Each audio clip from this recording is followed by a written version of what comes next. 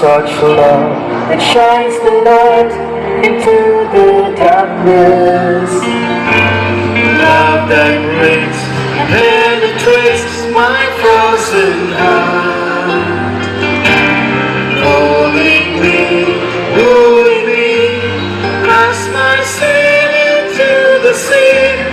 Rescues me till I'm conquered. Oh, such love. Oh, such love that shines the light into the darkness.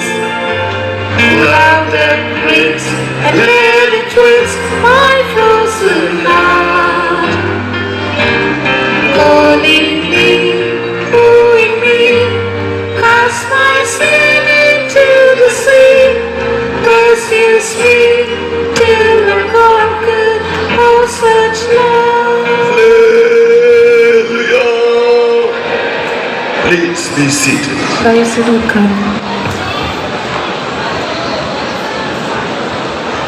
be to God. கர்த்தருக்கு ஸ்தோத்திரம். பிரபுவுக்கு ஸ்தோத்திரம்.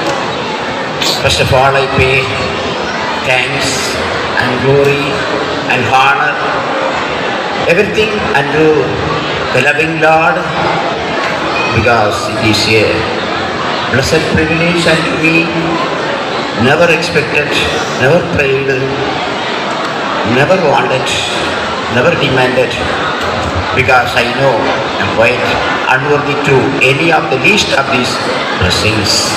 முதலாவதாக என்னுடைய அன்பான கர்த்தருக்கு நான் நன்றிகளை செலுத்தி அவருக்கு கனத்தையும் மகிமையையும் கொடுக்க விரும்புகிறேன். ஏனென்றால் இப்படிப்பட்ட ஒரு ஆசீர்வதிக்கப்பட்ட சந்தர்ப்பத்தை நான் எதிர்பார்த்ததும் இல்லை, விரும்பினதும் இல்லை, அதற்காக ஜெபித்ததும் இல்லை. ஏனென்றால் இங்கு இருக்கிற பரிசுத்தவான்கள் எல்லாரிலும் நான் மிகவும் சிறியவனாக இருக்கிறேன். இப்படிப்பட்டதான ஆசீர்வாதத்திற்கு நான் பாத்திரவான் அல்ல. మొట్టమొదటిగా నా దేవుడికి నేను స్తుతిని ఘనతను మహిమను నేను చెల్లించున్నాను. కారణం ఏమంటే ఇటువంటి సందర్భాన్ని నేను ఎదురు చూడలేదు, నేను దాని కొరకై ప్రార్థించలేదు. అందరికంటే నేను మిక్కిలి అల్పుడుగా కనబడుతున్నాను. However, God has enabled me to come unto this stage, though I walked many years before this stage to do my ministry. இந்த ஸ்டேஜுக்கு முன்பகுதியில் தான் பல வருடம் நான் என்னுடைய ஊழியம் செய்வதற்காக நடந்து கொண்டிருந்தேன். ஆனால் இந்த ஸ்டேஜில் இருக்கும்படியான ஒரு வாய்ப்பை கர்த்தர் எனக்கு கொடுத்திருக்கிறார். అనేక సంవత్సరములుగా ఈ వేదిక ముందే నేను నడుచు ఉంటుని ఇప్పుడు దేవుడు యొక్క స్టేజ్లో నిలబెట్టుకు సందర్భం ఇచ్చి ఉన్నాడు.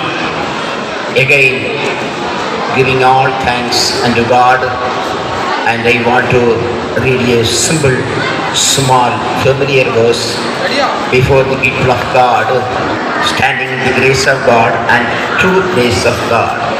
மறுபடியுமாக எல்லா கனத்தையும் மகிமையும் கர்த்தருக்கு நான் செலுத்துகிறேன். தேவனுடைய கிருபையில், தேவனுடைய மெய்யான கிருபையில் நின்று கொண்டு ஒரு எளிதான நம்ம எல்லாருக்கும் பரிச்சயமான ஒரு சின்ன வசனத்தை தேவனுடைய ஜனங்களுக்கு முன்பாக இந்த மாலை வேளையில் நான் வைக்க விரும்புகிறேன். నేను దేవుడికి తిరిగి కృతజ్ఞతాస్తుతులు చెల్లించున్నాను. మనమందరం ఎరిగినటువంటి తేలికైన ఒక వాక్యాన్ని మీ ఎదుట నేను ఉంచుతున్నాను. This is for all who are seated here, small and great, educated and uneducated, poor or rich, anybody.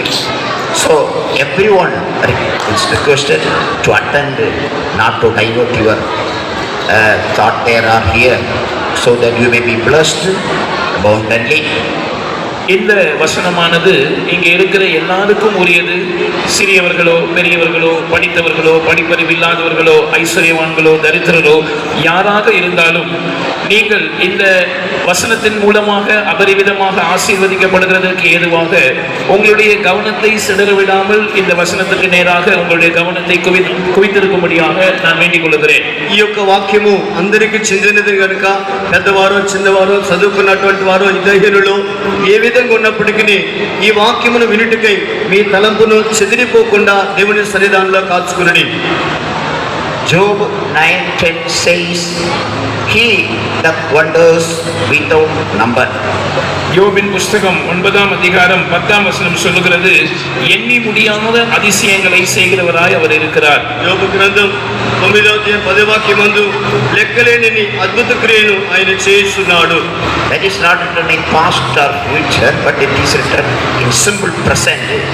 Always He does wonders without number for you and me. இது கடந்த காலத்திலோ வருங்காலத்திலோ எழுதப்படாமல் இது இப்பொழுது இருக்கிற நிகழ்காலத்தில் எழுதப்பட்டிருக்கிற ஒரு வசனமா இருக்கிறது. அதாவது அவர் எண்ணி முடியாத அதிசயங்களை செய்கிறார் என்று என்னக்கும் உங்களுக்கும் அவர் எப்பொழுதும் செய்து வருகிற அதிசயங்களை குறித்து அது பேசுகிறது. ఆయన లెక్కలేని అద్భుతములు చేస్తున్నాడంటే గత కాలములో ఇక రాబోయే కాలమో కాదు కానీ ఆయన ఎల్లప్పుడూ అది చేస్తూ ఉండునని ఈ వాక్యం చెబుతున్నది. Believing and expecting such infinite or numerical wonders this night, shall we all lift up our hand and shout and hallelujah? எண்ணி முடியாத அப்படிப்பட்ட அதிசயங்களை அல்லது எண்ணிக்கைக்கு அடங்காத அளவில்லாத அதிசயங்களை எதிர்பார்த்தவர்களாக இந்த இரவுகளிலே நாம் நம்முடைய கரங்களை உயர்த்தி ஒரு அல்லேலூயா சொல்லுவோமா? లెక్కలేనటువంటి అద్భుతములను ఎదురు చూసేవారుగా ఈ సాయంత్రం వేళలో మన హస్తములు చాపి ఒక హల్లెలూయా చెప్పుదామా? Please open your Holy Bible to Genesis chapter 17 verse 1. உங்களுடைய பரிசுத்த வேதாகமத்தை ஆதியாகமம் 17ஆம் அதிகாரம் முதல் வசனத்துக்கு நேராக திருப்பும்படியாய் கேட்டுக்கொள்கிறேன். ఈ పరిశుద్ధ గ్రంథాన్ని ఆదికాండం 17వ అధ్యాయం మొదటి వాక్యమునకు తిప్పవలసిందిగా కోరుచున్నాను. అబ్రాము 99 ఏండ్ల వాడైనప్పుడు యెహోవా అతనికి ప్రత్యక్షమై, నేను సర్వశక్తిగల దేవుడను, నా సన్నిధిలో నడుచుచు నిన్నారహితుడవై ఉండము.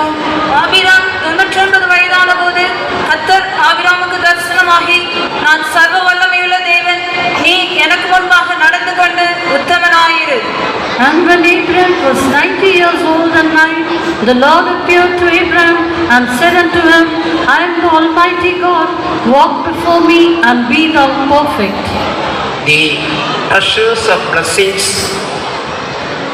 hidden in this verse is not contained in these 7 continents of this world, and the whole universe or heaven of heavens.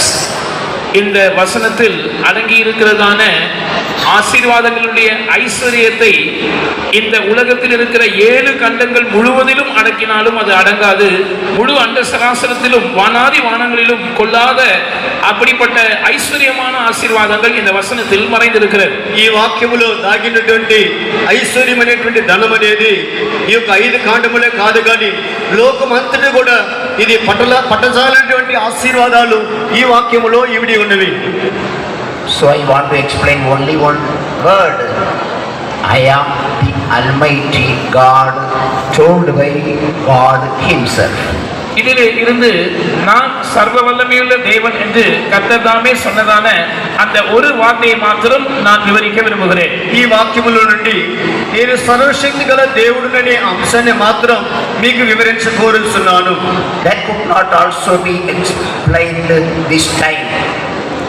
If you compare this Almighty God unto the water of all oceans, that is a thick of water, sea water only, tonight I could explain.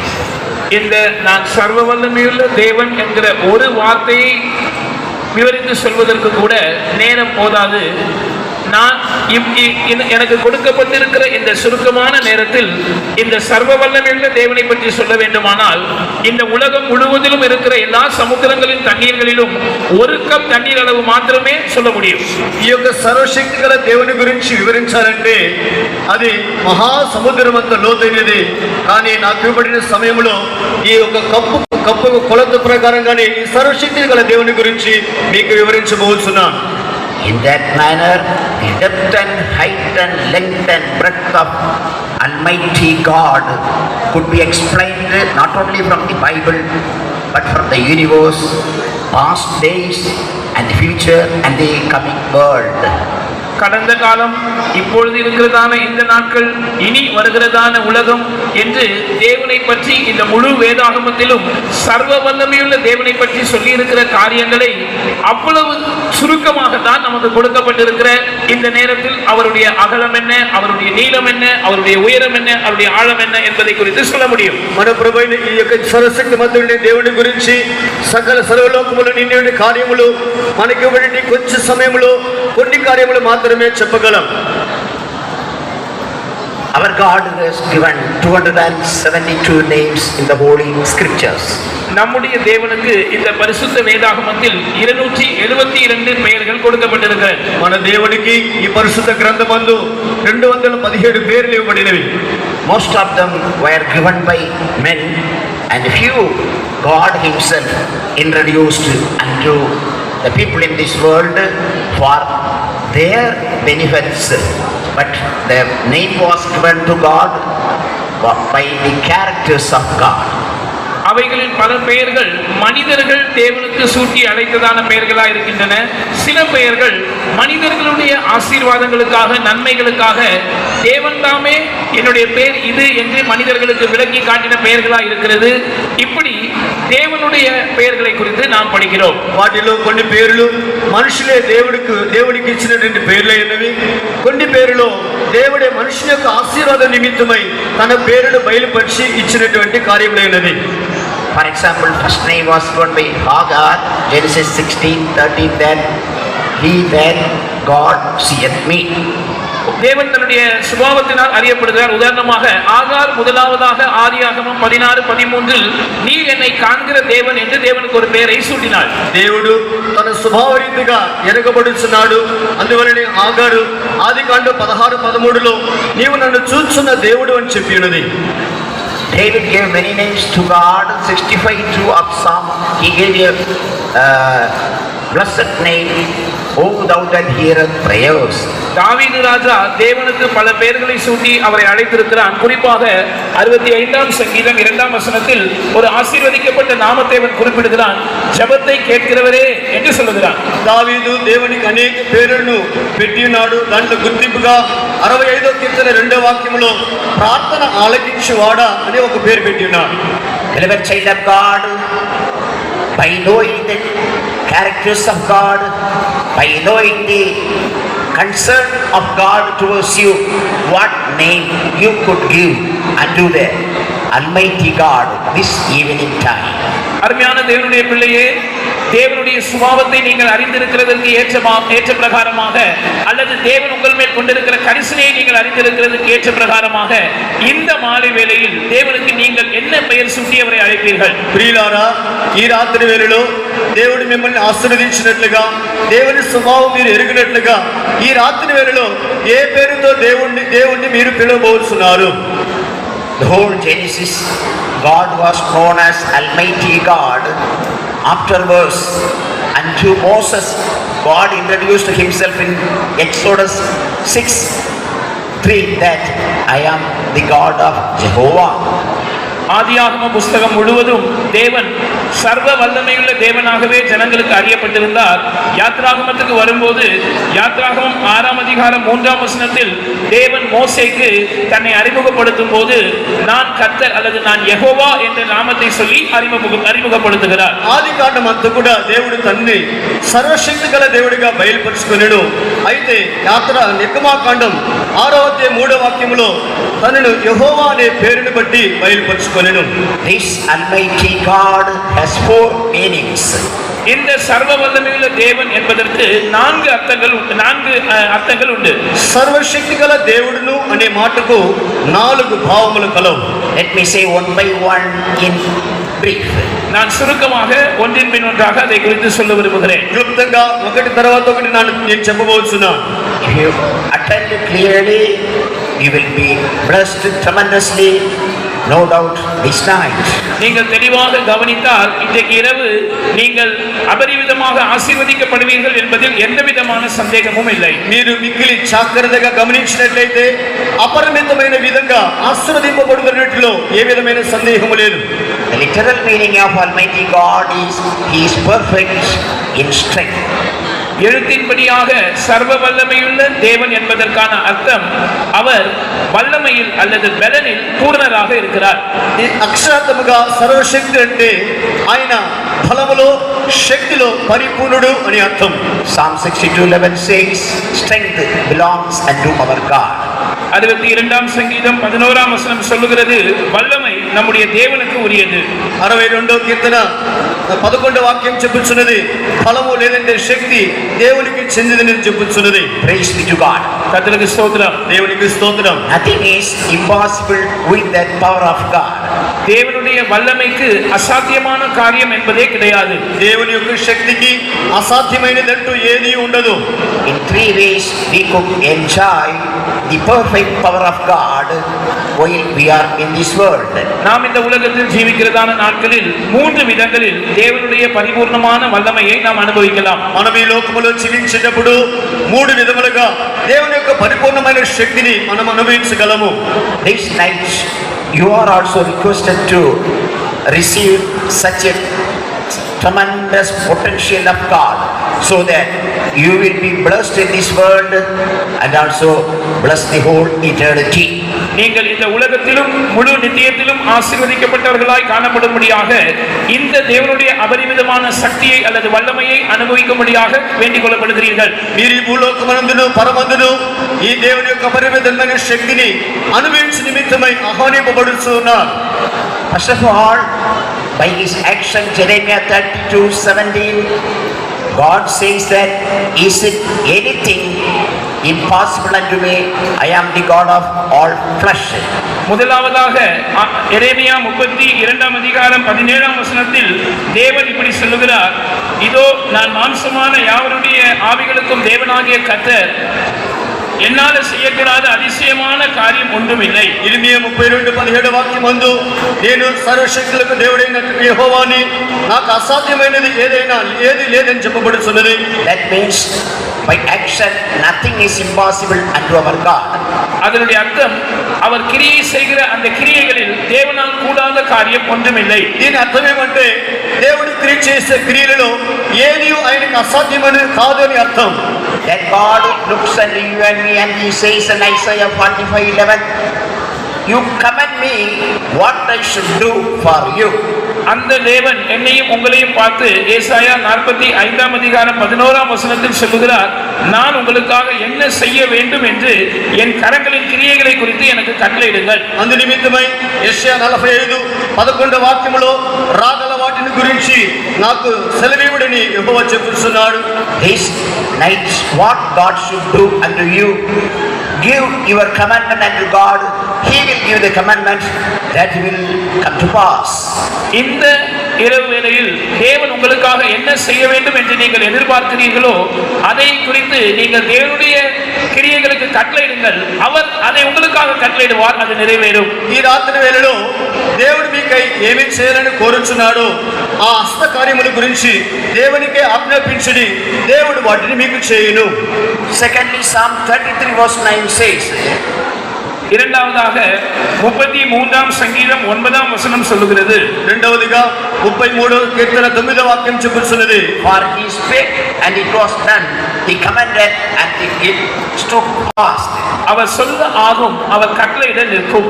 యెహోవా మాట సెలవీగా దాని ప్రకారం ఆయన ఆజ్ఞాపింపగానే కార్యము స్థిరపరచబడెను. 6th verse explains how he made the whole world, heaven of heavens and the whole universe by his word. 6ஆம் வசனம், கர்த்தருடைய வார்த்தையினால் வானங்களும் அவருடைய வாயின் சுவாசத்தினால் அவைகளின் சர்வ சேனையும் உண்டாக்கப்பட்ட விதத்தை குறித்து சொல்லுகிறது. 6వ వాక్యమందు, యెహోవా వాక్కు చేత ఆకాశము కలిగెను, ఆయన నోటి ఊపిరి చేత వాటి సర్వ సమూహము కలిగినని చెప్పుచున్నది.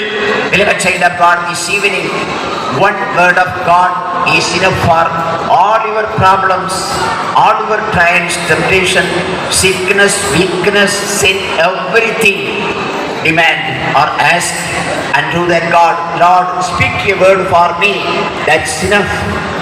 அருமையான தேவனுடைய பிள்ளைகளே, இன்றைக்கு மாலை வேளையிலே உங்களுடைய எல்லா பிரச்சனைகளுக்கும், எல்லா சோதனைகள் பரீட்சைகளுக்கும், எல்லா வியாதி பலவீனங்களுக்கும், உங்களுடைய பாவத்துக்கும், உங்களுடைய எல்லா போராட்டத்துக்கும் தேவனுடைய ஒரே ஒரு வார்த்தை போதுமானதா இருக்கிறது. கர்த்தாவே, என்னிடத்தில் ஒரு வார்த்தை சொல்லும் என்று நீங்கள் ஆண்டவரிடத்தில் வேண்டிக் கொள்ளுங்கள். அந்த ஒரு வார்த்தை போதும். ప్రియులారా, ఈ రాత్రి వేళలో మీ సమస్య ఏదైనప్పటికీ, మీ వ్యాధులు ఎటువంటి అయినప్పటికీ, మీ పాపం ఎంతైనప్పటికీ, మీకు ఎట్టి కార్యములు ఉన్నప్పటికీ, ప్రభువా ఒక్క మాట సెలవిమని మీరు దేవుని దగ్గర చెప్పండి.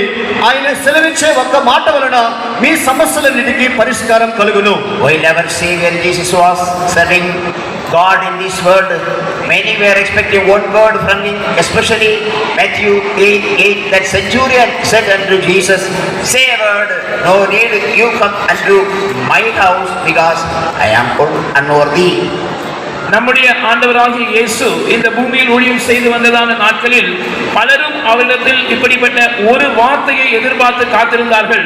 குறிப்பாக மத்தேயு 8ஆம் அதிகாரம் 8ஆம் வசனத்தில் அந்த 100க்கு அதிபதி, நீர் என்னுடைய வீட்டுக்குள் பிரவேசிக்க நான் பாத்திரன் அல்ல, எனவே ஒரு வார்த்தை சொல்லும், அது எனக்கு போதும், என் வேலைக்காரன் சொஸ்தமாவான் என்று வேண்டிக் கொள்ளுகிறதை நாம் பார்க்கிறோம். మన ప్రభువైన యేసుక్రీస్తు భూమిలో జీవించిన దినాలలో ఆయన నోటి మాటను అనేకులు ఎదురు చూసి ఉన్నారు.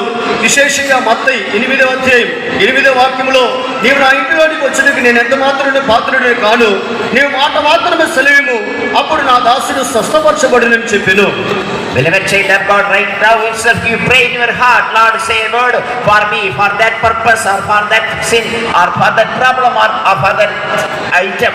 He will say a word that will bring tremendous blessings unto you in the coming days. அருமையான தேவனுடைய பிள்ளையே, நீங்கள் இந்த வார்த்தைகளை கேட்டுக்கொண்டிருக்கிற இப்பொழுதுதானே உங்களுடைய இருதயத்தில் இப்படி ஜெபியுங்கள். ஆண்டவரே, அந்த குறிக்கப்பட்ட நோக்கத்திற்காக, அந்த குறிக்கப்பட்ட பாவத்திற்காக, அந்த குறிக்கப்பட்ட பிரச்சனைக்காக, அல்லது என்னுடைய இந்த குறிக்கப்பட்ட காரியத்துக்காக நீர் ஒரு வார்த்தை மாத்திரம் சொல்லும் என்று உங்கள் இதயத்திற்குள் ஜெபித்து பாருங்கள். அந்த காரியத்தை குறித்து வருகிறதான நாட்களில் ஒரு அபரிவிதமான ஆசீர்வாதத்தை, பதிலை நீங்கள் பார்ப்பீர்கள். ఈ వాక్యాలు వింటుండగా ఇలాగ చెప్పండి, మీ జీవితాల్లో వచ్చినటువంటి సమస్యలు, వ్యాధులు, పాపాలు, పలు సమస్యల నిమిత్తమై ప్రభువా ఒక్క మాట నాకు సెలవిమని మీరు చెప్పినట్లయితే రాబోయే దినాలలో మీ జీవితంలో దేవుని యొక్క వాక్యము అద్భుతమైనటువంటి క్రియలను చేయబోతున్నది. Thirdly, Job 42 verse 2, second portion 6. மூன்றாவதாக யோபின் புஸ்தகம் 42ஆம் அதிகாரம் 2ஆம் வசனத்தின் 2ஆம் பகுதி சொல்லுகிறது. మూడవదిగా నా యోబు గ్రంథం 43వ అధ్యాయం 2వ వాక్యం చివరి భాగం చెబుతున్నది. And that no thought can be withholden from thee. நீ செய்ய நினைத்தது தடைபடாது. 42:3లో నీవు చేయ ఉద్దేశించిన ఏది నిష్ఫలము కానేరదు. God has precious, holy, great thought concerning each one of us unto his heart. He didn't reveal, he didn't say unto you, he didn't expose that through prophecy or some way, but he has the thought towards everyone here, surely and certainly in due time that will be fulfilled. இங்க இருக்கிற எங்களையும் உங்களையும் நம்ம எல்லாரையும் குறித்து அருமையான விலையேற பெற்ற பரிசுத்தமான மிக பெரிய ஒரு நோக்கம் தேவனுடைய மனதில் இருக்கிறது. ஒருவேளை அதை அவர் உங்களுக்கு வெளிப்படுத்தாமல் அது உங்களுக்கு மறைக்கப்பட்டிருக்கலாம், தீர்க்க தரிசனத்தின் மூலமாகவோ மற்ற எந்த விதத்திலோ அது உங்களுக்கு தெரியாமல் இருக்கலாம். ஆனால் நிச்சயமாக உறுதியாக அப்படிப்பட்ட ஒரு நோக்கம் தேவன் உங்கள் மேல் வைத்திருக்கிறார். அது சரியான நேரத்தில் துல்லியமாக நிறைவேற்றப்படும். ఇక్కడ కూడినటువంటి మనందరిని గురించి దేవుడు తన యొక్క పరిశుద్ధమైనటువంటి మనసులో శ్రేష్టమైనటువంటి ఉన్నతమైన ఉద్దేశం నుంచి నాడు ప్రవచనముల ద్వారాను ఇతర ఏ రీతిగానో అది దేవుడు మీకు తెలియజేయకుండా ఉండవలసింది, కానీ ఇప్పుడైతే దేవుడు దానిని మీకు తేటగా తెలియపరచని నిశ్చయించి ఉన్నాడు. Our thoughts and his thoughts, our ways and his ways, the distance between that is unexplainable. நம்முடைய நினைவுகளும் அவருடைய நினைவுகளும் இவைகளை ஒப்பிடும்போது, நம்முடைய வழிகளையும் அவருடைய வழிகளையும் ஒப்பிடும்போது இதற்கிடையே இருக்கிறதான வித்தியாசம் என்று சொல்லுவது அது மிக அதிகமாக வார்த்தைகளால் விவரிக்க முடியாததாக இருக்கிறது. మన యొక్క తలంపులను ఆయన యొక్క తలంపులు, మన త్రోవలు ఆయన త్రోవాల్ని మనం వేదపరిచి చూసినప్పుడు అది ఎత్తనటువంటి అందుకున్నటువంటి ఎత్తు కలిగినదిగా ఉన్నది. That is what we do read in Isaiah 55 verse 8 and 9. இதைத்தான் ஏசாயாவின் புஸ்தகம் 55ஆம் அதிகாரம் 8, 9 ஆகிய வசனங்களில் நாம் படிக்கிறோம். దీనిని గురించి యెషయా గ్రంథం 55వ అధ్యాయం 8, 9 వాక్యాల్లో మనం చదువుతున్నాం. But this evening God says to verse 71, Jeremiah 29:11, the thoughts I have concerning you is thought of peace.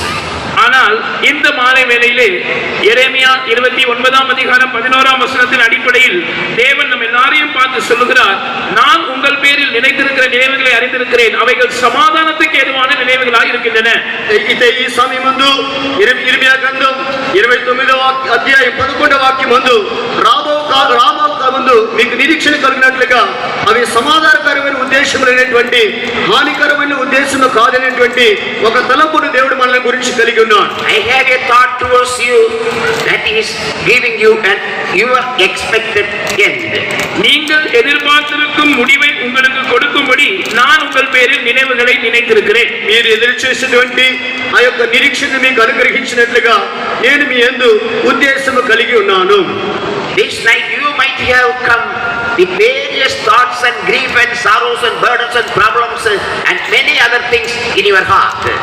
இந்த மாலை வேளையிலே உங்களுடைய இதயத்தில் பலவிதமான நினைவுகளையும் எண்ணங்களையும் துக்கங்களையும் சஞ்சலைகளையும் பிரச்சனைகளையும் பாரங்களையும் வைத்துக் கொண்டு நீங்கள் இங்கே வந்திருக்கலாம். ఈ సాయంత్ర వేళలో మీ హృదయములో పలైన దుఃఖములు తలంపులు కలతలు అనేక సమస్యలు నింపిన వారుగా మీరు ఇక్కడికి వచ్చి ఉండవచ్చును. Beloved saint of God, I am giving the message of God. God says, looking at everyone, I am having thought in my heart concerning you. That is the thought for peace and to give an expected end. Could you believe that? அருமையான தேவனுடைய பிள்ளைகளே, நான் தேவனுடைய செய்தியை தூதை உங்களுக்கு சொல்லுகிறேன். நீங்கள் எதிர்பார்த்திருக்கும் முடிவை உங்களுக்கு கொடுக்கும்படி நான் உங்கள் பேரில் நினைத்திருக்கிற நினைவுகளை அறிவேன் என்று கர்த்தர் சொல்லுகிறார். அவைகள் தீமைக்கு அல்ல, சமாதானத்துக்கு ஏதுவான நினைவுகளே. இதை உங்களால் விசுவாசிக்க முடிகிறதா? ప్రియులారా, ఈ సాయంత్ర వేళలో దేవుని వాక్యముగా మీకు చెప్పుచున్నాను. రాబో కాలమందు మీకు నిరీక్షణ కలిగినట్లుగా అవి సమాధానకరమైన ఉద్దేశములే కానీ హానికరములను కావనేటువంటి దేవుని యొక్క తలంపును మీకు బయలుపరుచుచున్నాడే. ఈ తలంపులను మీరు విశ్వసిస్తూ ఉన్నారా? You prayed for many days to reveal the things concerning you unto God, and you expected prophecies, and you spent fasting and prayer in many days, but nothing revealed. This night it is told unto you that I have a great thought concerning you. In the apt time it will be fulfilled. நீங்கள் தேவன் உங்கள் பேரில் நினைத்திருக்கிறதான நினைவுகளை குறித்து அறியும்படியாக, தேவன் உங்கள் பேரில் வைத்திருக்கிற நோக்கத்தை அறியும்படியாக பல நாட்கள் உபவாசித்து ஜெபித்திருக்கிறீர்கள். அது தீர்க்க தரிசனத்தின் மூலமாகவோ வேறு எந்த விதத்திலாகவும் வெளிப்பட வேண்டும் என்று தேவனை நோக்கி நீங்கள் வேண்டிக் கொண்டிருக்கிறீர்கள். ஆனால் இதுவரைக்கும் அப்படி எதுவும் வெளிப்படவில்லை. ஆனால் நான் இந்த மாணவரிலே உங்களுக்கு தேவனுடைய வார்த்தையை சொல்லுகிறேன். சரியான நேரத்தில் உங்களை குறித்ததான தேவனுடைய நினைவுகள் நிறைவேற்றப்படும். వీళ్ళారా అనేక జన్మలుగా ప్రభు నా గురించినటువంటి ఉద్దేశమును తలంపులను నేను ఎరగాలని మీరు ప్రయాసపడితే ప్రవచన ద్వారానో ఇతర ఏ రీతిలో కూడా దేవుడు మీకు బయలుపరుచుకుని ఉండవచ్చును. అయితే ఈ రాత్రి వేళలో ఈ సాయంత్రం మందు దేవుడు మీ గురించిన ఉద్దేశాన్ని నిశ్చయంగా తేటగా ఆయన బయలుపరచబోతున్నాడు. In this manner all the actions of God will be possible. All the words are possible. Words of God, everything possible. By his thought, everything possible. இப்படிப்பட்ட விதங்களில் இந்த வசனங்களின் அடிப்படையில் தேவனுடைய கிரியைகள் எல்லாம் சாத்தியமாக கூடியவைகளாக, தேவனுடைய வார்த்தைகள் எல்லாம் சாத்தியமாக கூடியவைகளாக, தேவனுடைய எண்ணங்கள் எல்லாம் சாத்தியமாக கூடியவைகளாக இருக்கின்றன. ఈ వాక్యాల ఆధారముగా దేవుని యొక్క క్రియలన్నీ, దేవుని యొక్క ఉద్దేశములన్నీ, దేవుని యొక్క తలంపులన్నీ సాధ్యపడును అని చెప్పుచున్నది. How many of you receive this? This is for you. Lift up your hand and shout hallelujah. இந்த வார்த்தை உங்களுக்கானது என்று எத்தனை பேர் ஏற்றுக்கொள்கிறீர்கள்? அப்படிப்பட்டவர்கள் உங்களுடைய கைகளை உயர்த்தி ஒரு ஹல்லேலூயா சொல்லுங்கள். ఈ మాటలు నా నిమిత్తమే అని చెప్పి మీరు ఎంతమంది అయితే అంగీకరిస్తున్నారో అటువంటి వారందరూ చేతులెత్తి ఒక హల్లెలూయా చెప్పండి. Now let us come to the first point. இப்பொழுது முதலாவது விஷயத்துக்கு நாம் வருவோம். ఇప్పుడు మొట్టమొదటి కార్యానికి వచ్చుదుము. Almighty God, you could read from Genesis 17:1 to Revelation 1:8. In the whole Bible, many places it is given unto men for his beneficial. சர்வ வல்லமையுள்ள தேவனை குறித்து ஆதியாகமம் 17ஆம் அதிகாரம் முதல் வசனத்திலிருந்து வெளிப்படுத்தின விசேஷம் 1ஆம் அதிகாரம் 8ஆம் வசனம் வரைக்கும் இப்படி வேதாகமம் முழுவதிலும் நீங்கள் வாசித்தால் பலமுறை அந்த பெயர் மனிதர்களுக்கு கொடுக்கப்பட்டிருக்கிறது. அது அவர்களுடைய ஆசீர்வாதத்துக்காக நன்மைக்காக கொடுக்கப்பட்டதாக நாம் அறிகிறோம். ప్రియులారా, ఆదికాండం 17వ అధ్యాయం మొదటి వాక్యం నుండి ప్రకటన గ్రంథం 1వ అధ్యాయం 8వ వాక్యం వరకు బైబిల్ అంతటిలో కూడా మనుషుల యొక్క ప్రయోజన నిమిత్తమై ఈ యొక్క పేరు అనేక సందర్భములో చెప్పబడి ఉన్నది. For example, Psalm 91:1 says, shadow of the Almighty. உதாரணமாக 91ஆம் சங்கீதம் முதல் வசனம் சொல்கிறது சர்வ வல்லவருடைய நிழல். ఉదాహరణకు 91వ కీర్తన మొదటి వాక్యం చెబుతున్నది మహోన్నతుని చాటు అనే సర్వశక్తిని నీడ అని చెబుతున్నది. Pastor Thomas, the pastor used to say, the Psalm 91, many blessings are written. They all are the blessings of the shadow of the Almighty God, part of the blessings of the shadow of the Almighty God. காலம் சென்றதான நம்முடைய தலைமை pastor டி.யு. Thomas அவர்கள் இப்படி சொல்லுவது வழக்கம். இந்த 91ஆம் சங்கீதத்தில் அடங்கி இருக்கிறதான ஆசீர்வாதங்கள் அனைத்தும் சர்வ வல்லமையுள்ள தேவனுடைய நிழலில் இருக்கிறவர்களுக்கு உரியதான ஆசீர்வாதங்கள் என்று சொல்லுவார். మన నుండి మహిమలో ప్రవేశించిన పాస్టర్ టి.యు. గారు ఈ వాక్యాన్ని గురించి ఇలాగ చెప్పును, ఈ అధ్యాయంలో అనేక ఆశీర్వాదములు కలవు కానీ అవన్నీ కూడా సర్వశక్తిని నీడలోని భాగములే అని చెప్పును.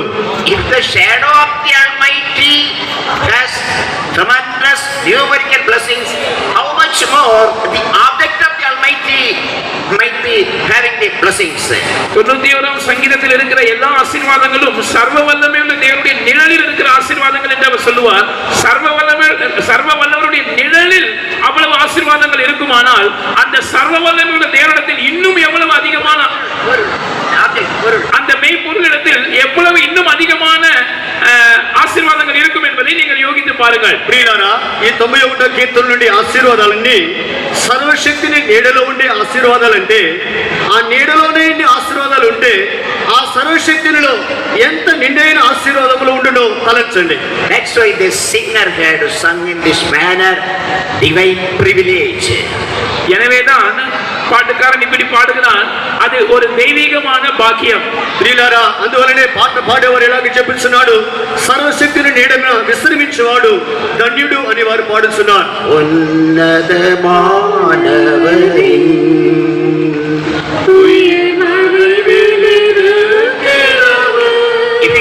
தெரிஞ்ச கையெழுத்து பாடுங்க, చెప్పండి, కొట్టి పాడండి. இது பரமசிலாக்கியமே சர்வவல்லவரின் நிழலில் தங்குவார். இது பரமசிலாக்கியமே. Time is not permitting to lengthen the song. இந்த பாட்டை தொடர்ந்து பாடுவதற்கு நேரம் அனுமதிக்கவில்லை. కొనసాగించి పాటకు సమయం అనుమతించట్లేదు. But that is Paramaslakyam, that is the shadow of the Almighty is tremendous blessing, and image of Almighty, object of Almighty is indescribable. ஆனால் இந்த சர்வ வல்லவருடைய நிழலில் இருக்கிறதான ஆசீர்வாதங்கள் அபரிவிதமான ஆசீர்வாதங்களா இருக்கின்றன. அவைகள் பரம சாக்கியமாக நமக்கு கொடுக்கப்பட்டிருக்கின்றன.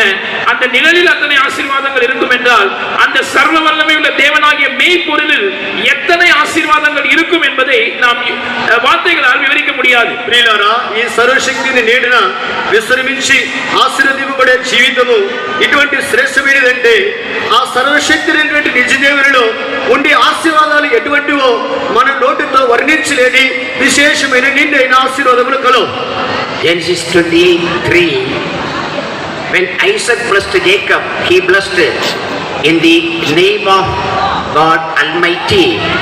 About 3 blessings are mentioned in that verse. ஆதியாகமம் 28ஆம் அதிகாரம் 3ஆம் வசனத்திலே யாக்கோபை ஆசீர்வதிக்கும் போது சர்வ வல்லமையுள்ள தேவன் உன்னை ஆசீர்வதிப்பாராக என்ற அந்த நாமத்தை கொண்டு அவனை ஆசீர்வதிக்கிறான். 3 ஆசீர்வாதங்கள் அந்த வசனத்தில் குறிப்பிடப்பட்டிருக்கிறதை நாம் பார்க்கலாம். ఆది కాండం 28వ అధ్యాయములో అబ్రహాము ఇస్సాకును ఆశీర్వదించినప్పుడు సర్వశక్తి గల దేవుడు నిన్ను ఆశీర్వదించునని చెప్పినాడు. ఈ ఆశీర్వాదాలలో 3 భాగములు కలవు.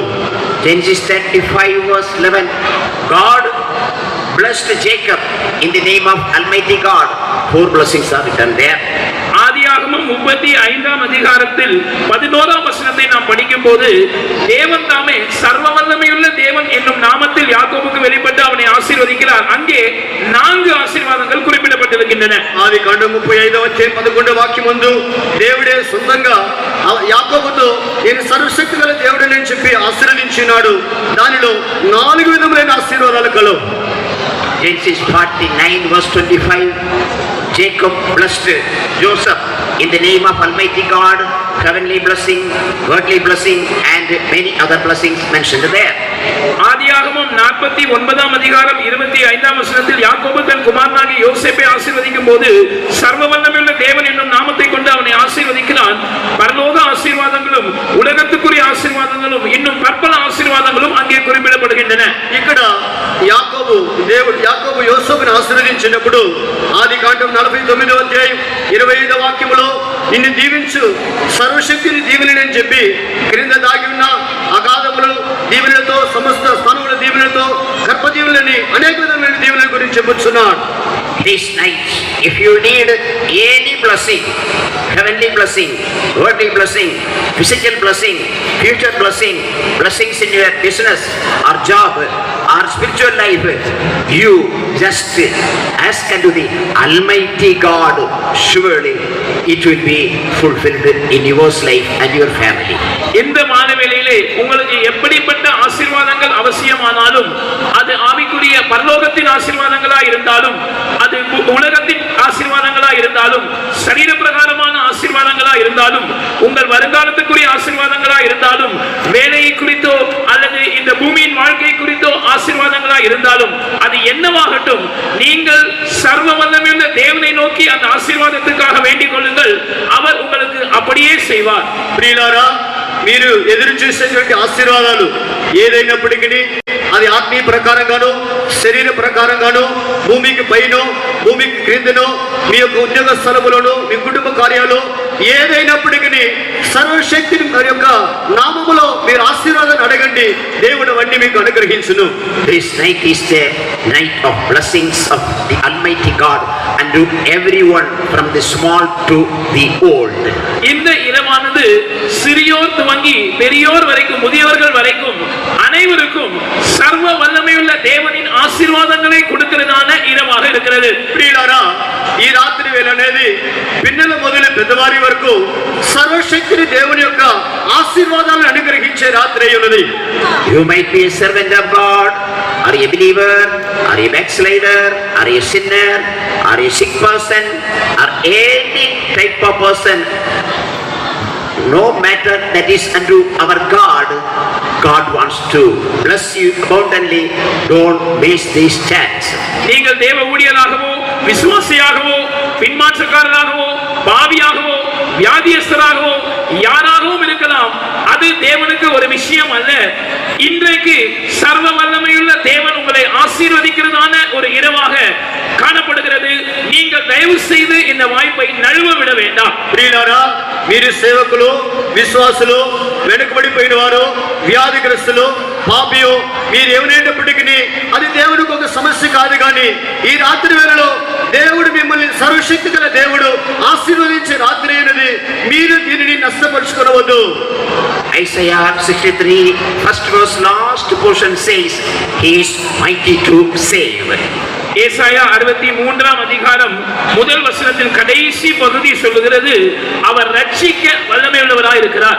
యెషయా గ్రంథం 65 వాక్యం చివరిలో ఆయన రక్షించుటకు శక్తిమంతుడై ఉన్నాడు. This night God is almighty, standing by you to give his salvation, to give his forgiveness, child of God. அருமையான தேவனுடைய பிள்ளையே, இன்றைக்கு இரவு தேவன் சர்வ வல்லவராக உங்கள் அருகில் தம்முடைய ரட்சிப்பை, தம்முடைய மன்னிப்பை உங்களுக்கு கொடுக்கும்படியாக அவர் உங்கள் பக்கத்தில் நின்று கொண்டிருக்கிறார். ప్రియులారా, ఈ రాత్రి వేళలో దేవుడు సర్వశక్తిమంతుడై రక్షించువాడుగా, క్షమించువాడుగా మీ ఎదుట నిలబడి ఉన్నాడు. Forgiveness is the greatest blessing one could receive when he is in this world. இந்த உலகத்தில் ஒருவன் ஜீவிக்கிறதான நாட்களில் அவன் பெற்றுக்கொள்ளக்கூடிய மிகப்பெரிய ஆசீர்வாதம் பாவ மன்னிப்பாயிருக்கிறது. ఈ లోకములో జీవించినప్పుడు ఒకడు పొందే శ్రేష్టమైన ఆశీర్వాదం ఏమంటే అది పాప క్షమాపణ అయి ఉన్నది. He is Almighty God to give you all the forgiveness so that you might escape from the death to life, darkness to life, or from the hell to heaven. நீங்கள் மரணத்துக்கு நீங்களாகி அல்லது அந்தகாரத்துக்கு நீங்களாகி ஜீவனுக்கு உட்படும்படியாக, இல்லாவிட்டால் நரகத்துக்கு நீங்களாகி பரலோகத்துக்கு உட்படும்படியாக தேவன் சர்வ வல்லமை உள்ளவராக உங்களுக்கு சகலவிதமான மன்னிப்பையும் கொடுக்கும்படியாக அவர் இங்கே இருக்கிறார். మీరు చీకటి నుండి, పాతాళం నుండి మీరు విడిపింపబడి, లేదంటే నరకము నుండి విడిపింపబడి పరలోకవాసులుగా మారు నిమిత్తమై దేవుడు మీకు ఇటువంటి శ్రేష్టమైన ఆశీర్వాదాన్ని అనుగ్రహిస్తున్నాడు. 1 John chapter 1 verse 7 says, His blood forgiveth all sins.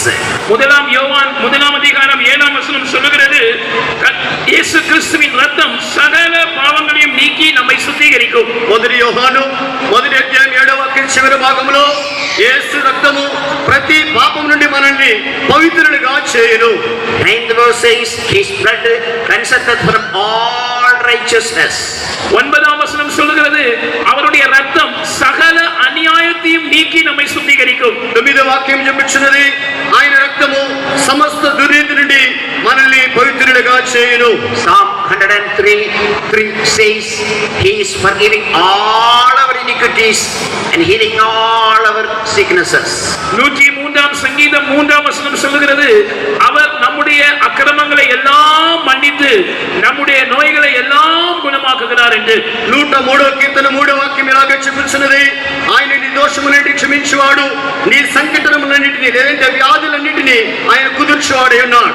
Not sparing and healed even a single sickness, not sparing and at least a small sin, not receiving unforgiveness, all sins, all iniquities, all unrighteousness, all sicknesses.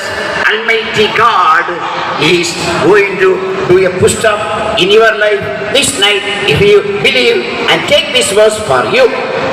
இந்த சர்வ வல்லமையுள்ள தேவன் கொடுக்கிறதான இந்த வசனத்தை நீங்கள் விசுவாசித்து இதை உங்களுக்கென்று சொந்தமாக நீங்கள் உரிமை பாராட்டுவீர்கள் என்றால், ஒரு வியாதியை ஆகிலும் இதை குணமாக்க முடியாது என்று விட்டு வைக்காமல், ஒரு பாவத்தை ஆகிலும் இதை மன்னிக்க முடியாது என்று விட்டு வைக்காமல், உங்களுடைய எல்லா பாவங்களையும் எல்லா அக்கிரமங்களையும் மன்னித்து, உங்களுடைய அக்கிரமங்களை எல்லாம் அநியாயத்தை எல்லாம் மன்னித்து நீக்கி உங்களுடைய நோய்களை எல்லாம் அவர் சுகமாக்குகிறவராய் இன்றைக்கு இரவு நம்ம மத்தியில் இருக்கிறார். ప్రియులారా, ఈ వాక్యాలు మీరు వింటూ ఉండగా మనము చదివిన ఈ వాక్యాల్లో గ్రహించే కార్యం ఏమంటే, మన పాపం ఏదైనా, మన దుర్నీతి ఏదైనా, మన వ్యాధులు ఏదైనా ఆయన క్షమించుటకు, స్వస్థపరచుటకు శక్తివాడు గలవాడు కనుక దీనిని మీరు విశ్వసించినట్లయితే ఈ 3 విధమైన అనుభవాల్ని ఈ రాత్రి వేళలో మీరు పొందుకొనగలరు.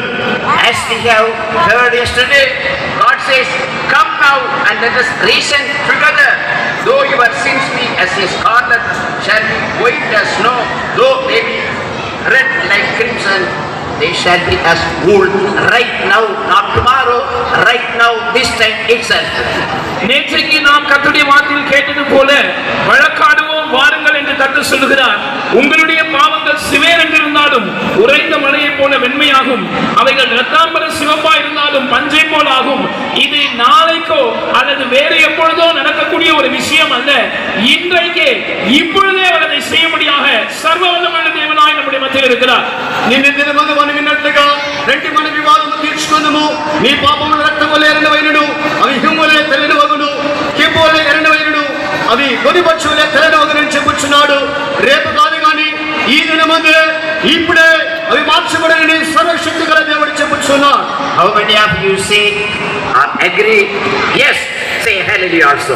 இதற்கு ஆம் என்று சொல்லுகிறவர்கள் அல்லது இதை ஒத்துக்கொள்கிறவர்கள் ஹalleluya சொல்லுங்கள். ఇది అవును ఒప్పుకొలుస్తున్నానని చెప్పేవారు హల్లెలూయా చెప్పండి. Praise be to the holy name of Jesus. இயேசுவின் பரிசுத்த நாமம் மகிமைப்படுவதாக. యేసు పరిశుద్ధ నామం మహిమపరచబడును గాక.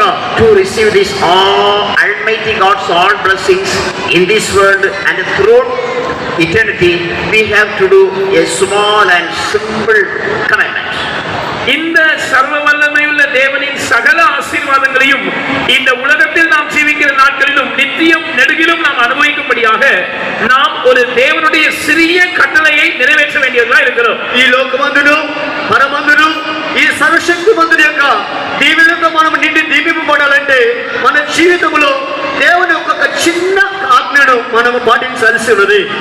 Our God's burden is light and his yoke is easy. His commandments are not grievous unto anyone in this world. That is practicable, that is believable, that is acceptable, that is giving tremendous blessings. நம்முடைய தேவனுடைய நுகம் அது மெதுவாகவும் அவருடைய சுமைகள் லகுவாயும் இருக்கிறது. நம்முடைய தேவனுடைய கற்பனைகள் யாருக்கும் பாரமானவைகள் அல்ல.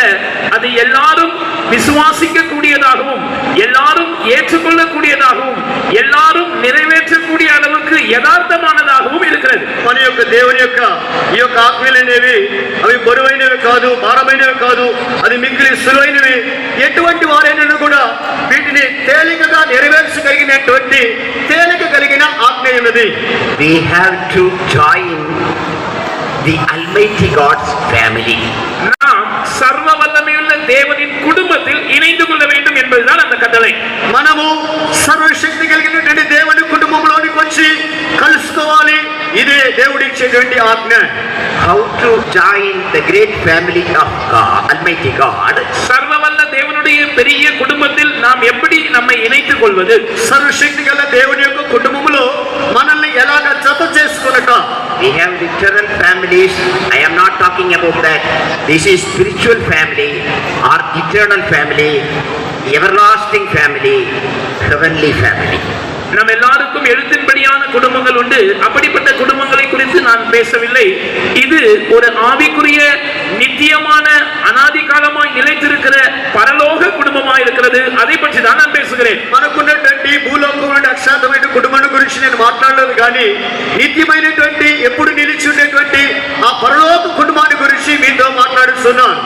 For that we have to maintain the life of separation as we do read in 2 Corinthians chapter 6 verse 14 to 17. அதற்காக 2 கொரிந்தியர் 6 அதிகாரம் 14 முதல் 17 வரை உள்ள வசனங்களை நாம் வாசிக்கிறது போல ஒரு வேறுபாட்டின் ஜீவியத்தை நாம் கடைபிடித்து அதை பாதுகாத்துக் கொள்ள வேண்டும். ఇందు నిమిత్తమై 2 కొరింథీ 6వ అధ్యాయం 14వ వాక్యం నుండి 18వ వాక్యం వరకు మనము మనల్ని ప్రత్యేకించుకొని మనము జీవించాలనేది దేవుని ఆజ్ఞ ఉన్నది. That is the fifth step of our doctrines salvation, our doctrines. நம்முடைய உபதேசத்தினுடைய 5ஆம் படியாக இந்த வேறுபாட்டின் ஜீவியம் காணப்படுகிறது. ఇది మన ఉపదేశం యొక్క మెట్లలో 5వ మెట్టు ఉన్నది. First is born again experience, second is born in water, third is born by spirit, fourth is standing in the divine healing, fifth is life of separation. முதலாவது அது மறுபடியும் பிறக்கிற அனுபவமாய் இருக்கிறது. இரண்டாவது தண்ணீரால் பிறக்கிற அனுபவமாய் இருக்கிறது. மூன்றாவது ஆவியினால் பிறக்கிற அனுபவமாய் இருக்கிறது. நான்காவது தெய்வீக சுகத்துக்காக நிலைத்திருக்கிற அனுபவமாய் இருக்கிறது. ஐந்தாவது வேறுபாட்டின் ஜீவியத்தை காத்துக்கொள்ளுகிற அனுபவமாய் இருக்கிறது. మొట్టమొదటిదిగా మறுபడి తిరిగి మనం జన్మించేటువంటి అనుభవమైనది, రెండవదిగా బాప్తిసం వల్ల జన్మించే అనుభవమును, మూడవది పరిశుద్ధాత్మ వల్ల జన్మించే అనుభవం, నాలుగవ కార్యము దైవిక స్వస్థతకు అనుభవం, ఐదవ కార్యము ప్రత్యేక జీవితము. If it is so, 2 Corinthians 6:18 says, we will be the sons and daughters of the Almighty God. நாம் அப்படி வேறுபட்டு ஜீவித்தால் 2 கொரிந்தியர் 6 அதிகாரம் 18ஆம் வசனம் சொல்லுகிறது, நாம் சர்வ வல்ல தேவனுடைய குமாரதிகளுமாக இருப்போம். మనం ఇలాగ ప్రత్యేకించుకుని జీవించినట్లయితే 2 కొరింథీ 6వ అధ్యాయం 18వ వాక్యం చెబుతున్నది, మీరు సర్వశక్తులకు దేవునికి కుమారులు కుమార్తెలై ఉందురు. According to Galatians 4:26, church is our mother. கலாத்தியர் 4ஆம் அதிகாரம் 26ஆம் வசனத்தின்படி சபை நமக்கு தாயாக இருக்கிறது. గలాతీ 6వ అధ్యాయం 4వ అధ్యాయం 26వ వాక్యం ప్రకారం సంఘం అనేది మనకి తల్లి అయి ఉన్నది. We are brothers and sisters, and before God we are sons and daughters. நாம் சகோதரரும் சகோதரிகளுமாய் இருக்கிறோம். தேவனுடைய பார்வையில் நாம் அவருக்கு குமாரரும் குமாரத்திகளுமாய் இருக்கிறோம். మనము సహోదర సహోదరులమై ఉన్నాం. దేవుని దృష్టిలో మనం ఆయనకి కుమారులను కుమార్తెలమై ఉన్నాం. Jesus is our elder brother, Hebrew 2:11. In this manner, God is the father, church is the mother, Jesus is the elder brother, we are his young brothers or daughters and sons of heavenly God.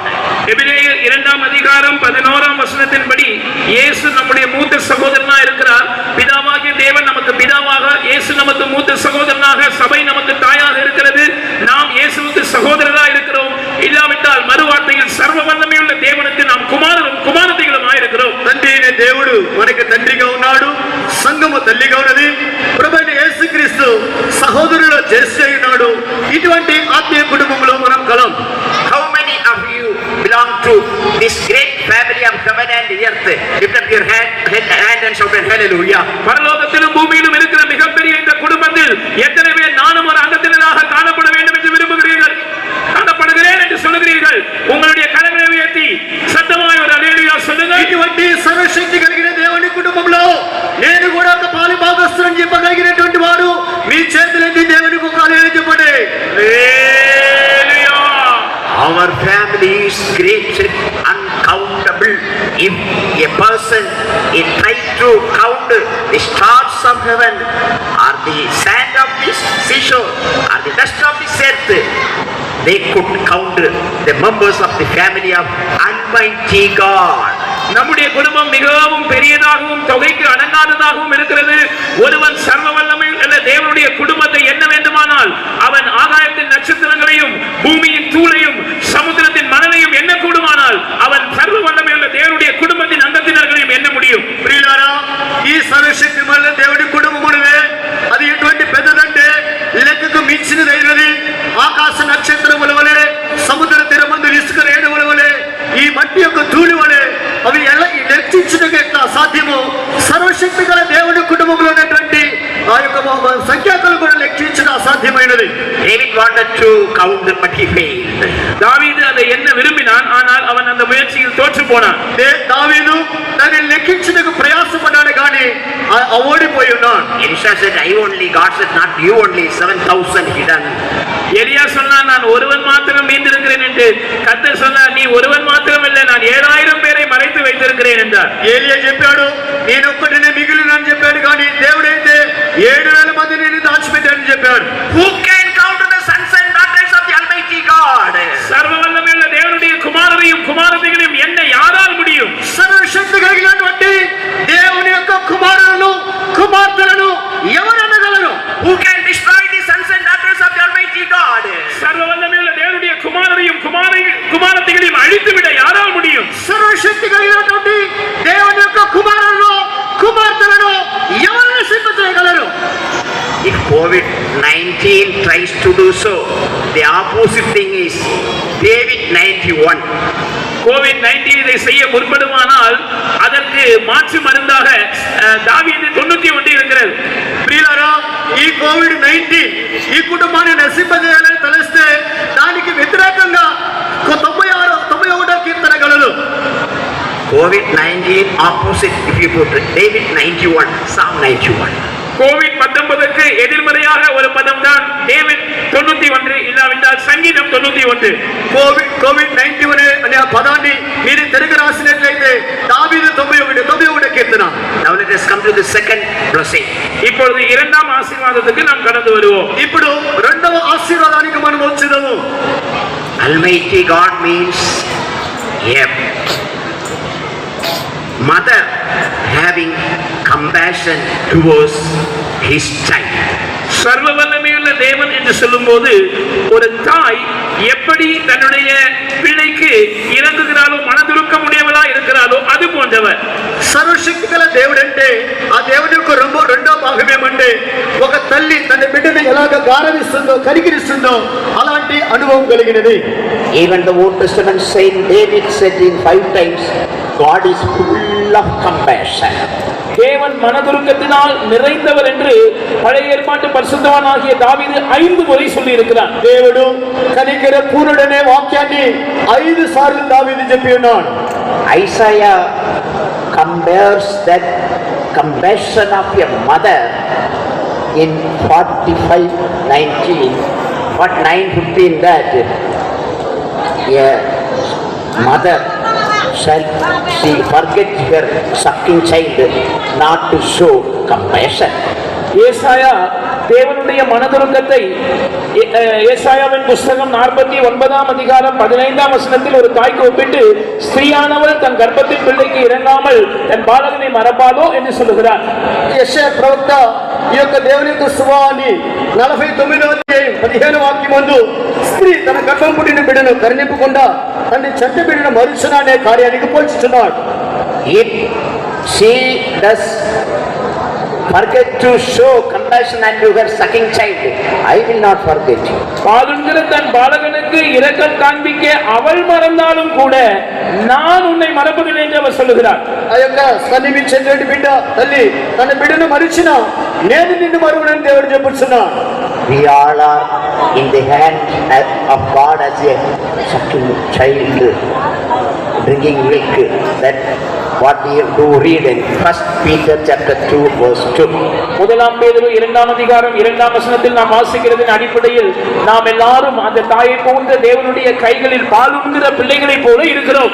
మొదటి పేతురు 2వ వాక్యములో మనమందరము కూడా ఆ దేవుని యొద్ద నుండి పాలు తాగేటువంటి శిష్యుల వలె మనం ఉన్నాం. He will never forget us. அவர் ஒருபோதும் நம்மை மறக்க மாட்டார். ఆయన ఎన్నడూ మనల్ని మరవడు. Once a famous singer sister of our church was given a transfer to Andamans from Chennai. ஒரு முறை நம்முடைய சபையில் இருந்துதான எல்லாராலும் அறியப்பட்ட ஒரு பாட்டுக்கார சகோதரி சென்னையிலிருந்து அந்தமானுக்கு மாற்றமாகி போனார்கள். அவர்களுக்கு மாற்றம் கொடுக்கப்பட்டது. ఒక దినమందు మనమందరం ఎగిరినటువంటి పాట పాడే ఒక సహోదరికి చెన్నై నుండి అండమానికి మార్పు ఇవ్వబడినది. At the time of her transfer, she said unto her mother, please come unto harbor to send me to Andaman. I am going in this particular day, particular time. அந்த மாற்றம் வருகிறதான நேரத்தில் தன்னுடைய தாயை பார்த்தவர்கள் சொன்னார்கள், நான் அந்தமானுக்கு போகிறேன், இந்த குறிக்கப்பட்ட நாளிலே குறிக்கப்பட்ட நேரத்திலே நீங்கள் என்னை காண வர வேண்டும் என்று சொன்னார்கள். ఆ సహోదరి తన తల్లికి చెప్పినది, అండమానికి వెళ్ళిన గుర్తింపడిన సమయంలో నన్ను చూడడానికి రమ్మని చెప్పినది. She said, yes, I will come to the port to pass you unto the port or at the harbor. நான் அந்த ஹார்பரில் அல்லது துறைமுகத்திலே உங்களை வழி அனுப்பி விடும்படியாக நான் வருவேன் என்று அந்த தாயும் ஒத்துக்கொண்டார்கள். ఆ యొక్క ఓడరేవుడికి నేను పంపించిన నిమిత్తమై నేను వచ్చుదనని తల్లి చెప్పినది. Servants of God from Adayar brought her unto the seashore. The time was ready to so that the ship may depart, but that mother didn't come. அடையாறில் இருந்ததான கர்த்தருடைய ஊழியர்கள் அவர்களை துறைமுகத்துக்கு கொண்டு போனார்கள். கப்பல் புறப்படுகிற நேரம் வந்துவிட்டது. ஆனால் அந்த துறைமுகத்துக்கு தாயார் வந்து சேரவில்லை. అడియాలో ఉన్నటువంటి సేవకులు ఆమెని ఓడరేవుకు తీసుకొని పోయినారు. ఓడ కూడా బయలుదేరేది కానీ చెప్పిన సమయానికి తల్లి రాలేదు. She forgot the time and everything, especially her daughter. அவர்கள் நேரத்தை மற்ற எல்லாவற்றையும் குறிப்பாக தன்னுடைய மகனையும் கூட மறந்து போனார்கள். ఆ తల్లి గారు చెప్పిన సమయాన్ని విశేషంగా తన కుమార్తెను కూడా మర్చిపోయినది. Sister felt too much. அந்த சகோதரிக்கு மிகவும் துக்கமா இருந்தது. ఆ సహోదరికి మిక్కిలి దుఃఖం కలిగెను. She started to sing a song. அவர்கள் ஒரு பாட்டு பாட ஆரம்பித்தார்கள். ఆమె ఒక పాట పాడుటకు ప్రారంభించెను. என்னை மறவா இயேசுநாதா,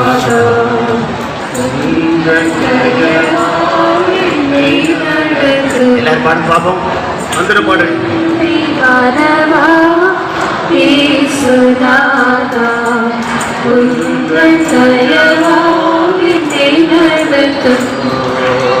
தாய் தன் மறந்து விட்டாலும் மறவேனும்மை என்பதாலே ஸ்தோத்திரம். தாய் தன் செய்தி மறந்து விட்டாலும் மறவேனும் நீ என்றதாதே ஸ்தோத்திரம். பாதம் செய்தோ உள்ளங்கையில் வல்லமைத்த மகளிடமே மறைந்திருந்தோ உள்ளங்கையில் வல்லமைத்த மகளிடமே. Hallelujah. At that moment she composed this song. அந்த தருணத்தில் தான் இவர்கள் இந்த பாட்டை கட்டினார்கள். ಆ ಸಮಯಮಂದನೆ ಈ ಪಾಟನ್ನು ಆ ಸಹೋದರಿ ಕಟ್ಟಿನದು. You know that sister and her mother and her house, everything. அந்த சகோதரியையும் அவர்கள் தாயாரையும் அவர்கள் வீடையும் எல்லாவற்றையும் நான் அறிந்திருக்கிறேன். ఆ సహోదరిని ఆ తల్లిగారిని వారింటిని నేను ఎరిగి ఉన్నాను. Your mother may forget you. The compassionate mother, Almighty God, will never, never, never forget you. உங்களுடைய தாய் ஒருவேளை உங்களை மறந்து போகக்கூடும், ஆனால் மனதுருக்கமுள்ள தாயை போன்ற அந்த சர்வ வல்லமையுள்ள தேவன் ஒருபோதும் ஒரு காலம் உங்களை மறக்கவே மாட்டார். ఒకవేళ మీ తల్లి గారు కూడా మిమ్మల్ని మరిచిపోయొచ్చు కానీ సర్వశక్తి కలిగినటువంటి తల్లి వంటి దేవుడు ఎన్నడూ ఎప్పటికీ మిమ్మల్ని మరవడు. Always that Almighty God is compassionate towards you, your wife, your child, your parents, towards everyone in your family. அந்த மனதுருக்கமுள்ள தேவன் எப்பொழுதும் உங்களை குறித்து, உங்களுடைய மனைவியை குறித்து, உங்களுடைய பிள்ளைகளை குறித்து, உங்களுடைய குடும்பத்தில் இருக்கிற யாவரையும் குறித்து அவர் கரிசனை உள்ளவராக, மனதுருக்கம் உள்ளவராக இருக்கிறார். ఈ సర్వశక్తి కలిగినటువంటి తల్లి వంటి దేవుడు మిమ్మల్ని గురించి, మీ భార్యల గురించి, మీ పిల్లల గురించి ఎల్లప్పుడూ అక్కర కలిగిన దేవుడిగా ఉన్నాడు. When Christ was in this world, he showed compassion towards 6 types of people. இயேசு இந்த பூமியில் இருந்ததான நாட்களில் 6 விதமான ஜனங்கள் மேல் அவர் மனதுருக்கத்தை காண்பித்தார். యేసు ప్రభు భూలోకంలో ఉన్న దినములలో 6 విధములైనటువంటి జనుల మీద ఆయన కనికరపడి ఉన్నాడు. He is our Almighty God. அவர் நம்முடைய சர்வ வல்லமையுள்ள தேவனாக இருக்கிறார். ఆయన మన సర్వశక్తిమంతుడైన దేవుడై ఉన్నాడు. Likewise this night, whosoever you might be, not only 6 types of towards 6 types of people, whosoever you might be, he is coming, approaching you as a compassionate mother. அதே போல இந்த இரவில் நீங்கள் யாராயிருந்தாலும், ஒருவேளை இந்த 6 விதமான கூட்டத்தாரில் நீங்கள் இருந்தாலும் அல்லது அதை தவிர்த்து வேறு கூட்டத்தில் இருக்கிற ஜனங்களா இருந்தாலும், நீங்கள் யாரா இருந்தாலும் ஒரு மனதுருக்கமுள்ள தாயாக சர்வ வல்லமையுள்ள தேவன் உங்களை நோக்கி வருகிறார். ప్రియులారా, ఈ 6 గుంపులకు చెందిన వారే కాకుండా దానికి మించినటువంటి ఏ స్థితిలో మీరు రాత్రి వేళలో వచ్చినప్పటికీ ఈ రాత్రి వేళలో కనికరం కలిగినటువంటి దేవుడు మీకు సమీపంగా వచ్చుచున్నాడు. 2 Kings chapter 13 verse 23 and Lamentation chapter 3 verse 22, we have not been consumed so far because his compassion towards every one of us. 2 ராஜாக்கள் 13ஆம் அதிகாரம் 23ஆம் வசனத்திலும், புலம்பல் 3ஆம் அதிகாரம் 22ஆம் வசனத்திலும் நாம் இப்பொழுது நிர்மூலம் ஆகாமல் இருக்கிறதற்கு காரணம் அவர் நம் எல்லார் மேலும் மனதுருக்கம் உள்ளவராய் இருந்திருக்கிறார் என்று நாம் படிக்கிறோம். 2 రాజులు 13వ అధ్యాయం 23వ వాక్యమందును, విలాప గ్రంథములు 3వ అధ్యాయం 23వ వాక్యమందును మనము నిర్మూలము కాకుండా ఉన్నది ఆయన కృప కనికరం అని చెప్పబడుతున్నది. That compassion fail not, that is new every morning. அந்த மனதுருக்கம் அதற்கு முடிவே இல்லை, காலைதோறும் அது புதியதாக இருக்கிறது. విలాపము 3:22లో అనుదినమైన వాత్సల్యత కనికరము నూతనమైనది, దానికి ముగింపే లేదు. 23. That's why Bible says, seek him early in the morning, he will find me out. எனவேதான் அதிகாலையில் ஒவ்வொரு நாளும் அவரை தேடுங்கள், அப்பொழுது அவரை கண்டறிவீர்கள் என்று வேதம் சொல்லுகிறது. అందు నిమిత్తమే ప్రతి ఉదయం ఆయన వెతుకుడి, ఆయన మీకు దొరుకునని దేవుని వాక్యం చెబుతున్నది. That compassionate Christ is standing by you to save you from your sin, to heal you from all your sicknesses, to turn all your griefs unto gladness. உங்களுடைய பாவத்திலிருந்து உங்களை ரட்சிக்கும்படியாக, உங்களுடைய எல்லா வியாதிகளிலும் இருந்து உங்களை சுகமாக்கும்படியாக, உங்களுடைய துக்கத்தையும் சஞ்சலத்தையும் களிப்பாக சந்தோஷமாக மாற்றும்படியாக அந்த மனதுருக்கமுள்ள கிறிஸ்து உங்கள் அண்டையில் நின்று கொண்டிருக்கிறார். మీ పాపములన్నిటిని తీసి క్షమించి నిమిత్తమై, మీ వ్యాధులను స్వస్థపరిచి నిమిత్తమై, మీ సంకటాలన్నిటిని కుదిర్చి నిమిత్తమై కనికరం గల దేవుడిగా మీ మధ్యలో సంచరిస్తూ ఉన్నాడు. How many of you want to receive the compassion of the Almighty God this night and go back from here? எத்தனை பேர் இன்றைக்கு இரவு சர்வ வல்லமையுள்ள தேவனுடைய மனதுருக்கத்தை நான் பெற்றுதான் இந்த இடத்திலிருந்து திரும்ப வேண்டும் என்று சொல்லுகிறீர்கள்? మీలో ఎంతమంది ఈ రాత్రి వేళలో సర్వశక్తి కలిగిన దేవుని కనికరాన్ని నేను పొందకుండా తిరిగి పోనని చెప్పుచున్నారు. This problematic world we do see in these days, wherever we go we could receive nothing, but this night you are a blessed person brought by God to receive His compassion as a mother's compassion forever.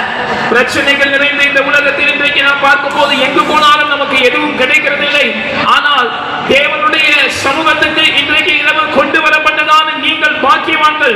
ஏனென்றால் அந்த சர்வ வல்லமையுள்ள தாயை போன்ற தேவனுடைய மனதுருக்கத்தை என்றென்றைக்குமாக பெற்றுக்கொள்ளும்படியாக அவர் உங்களை இங்கே கொண்டு வந்திருக்கிறார். వీళ్ళారా పలు సమస్యలు లోకములో మనం ఎక్కడికి వెళ్ళినా మనకి ఏమీ దొరకట్లేదు. కానీ ఈ సాయంత్రం వేళలో దేవుని వలన ఆయన సన్నిధానానికి తీసుకురాబడిన మీరు ధన్యులై ఉన్నారు.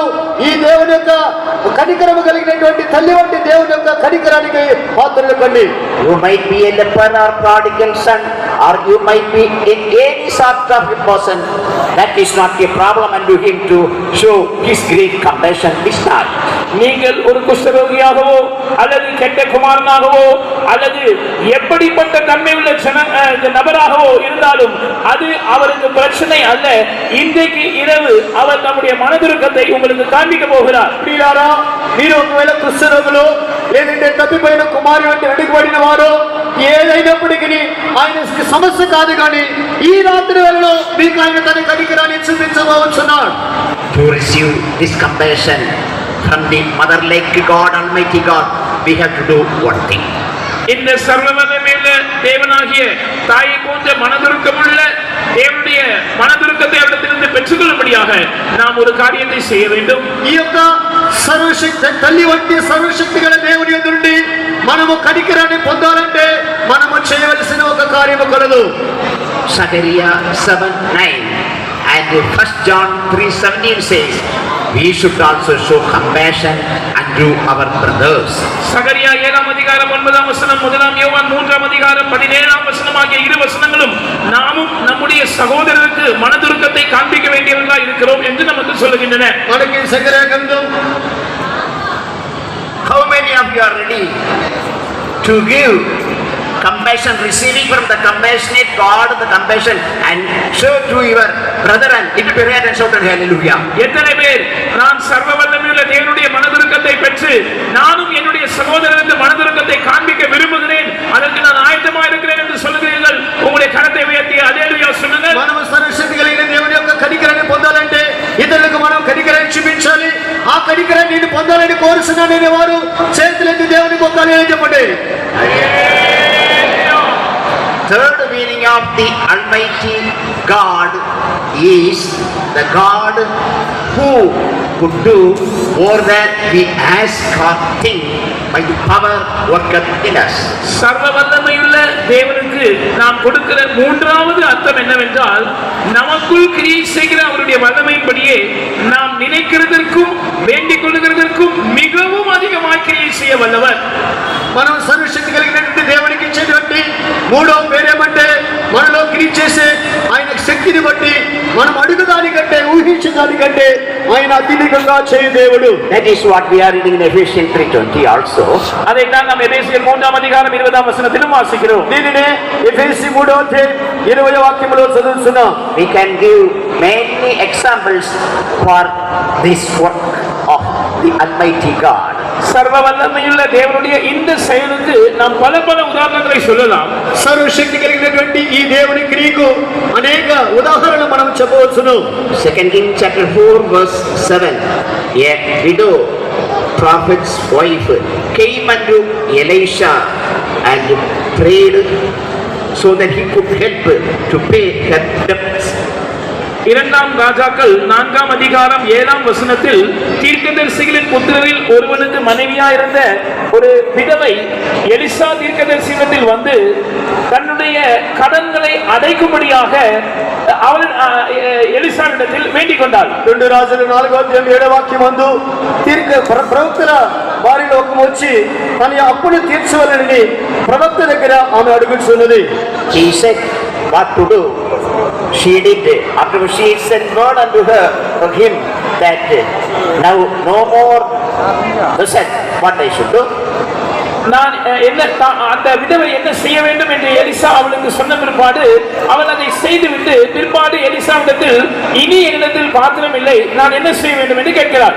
ఎలీషా ఆమె దగ్గర చెప్పినట్లుగా ఆమె చేసి ముగించిన తర్వాత ఎలీషా మాటను బట్టి నేను ఇప్పుడు ఏమి చేయాలని ఆమె చెప్పుచున్నది.